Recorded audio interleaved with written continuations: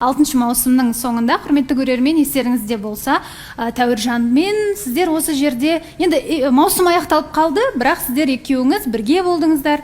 Содан кейін енді эфир болмаған кезде түсінгенім бойынша сіздер бірге болдыңыздар, бірақ әлеуметтік желіден кейде бақылап жатамыз. Бір соңғы кездері байланыс бар сияқты сіздер. Сондықтан біз енді түсіне алмадық. Байланыс бар ма араларында, жоқ па деген сияқты түрлі сұрақтар бар. Осыған өзіңіз жауап берсеңіз.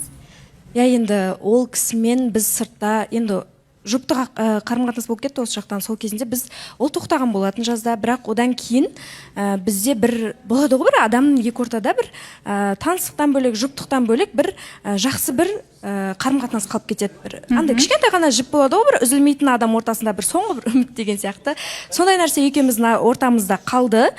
Біз басында өзіміз түсінген жоқпыз. Біз дос болып қалдық па, или әлі таныстықтамыз ба, жүріп жатырмыз ба деген сияқты екеуміз жақтан да былай түсініксіз де болып жүрді. Бірақ бір-біріміздің қасымызда комфортно болғаннан кейін жүрдік біраз. Бірақ сосын екеуміз де түсіне келе дос болып қалғанымыз дұрыс екенін түсіндік.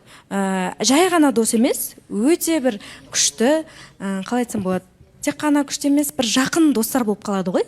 Мысалы, адамдармен жақын араласасың деген сияқты, сондай бір достардың қатарынан болып қалғаны бар енді.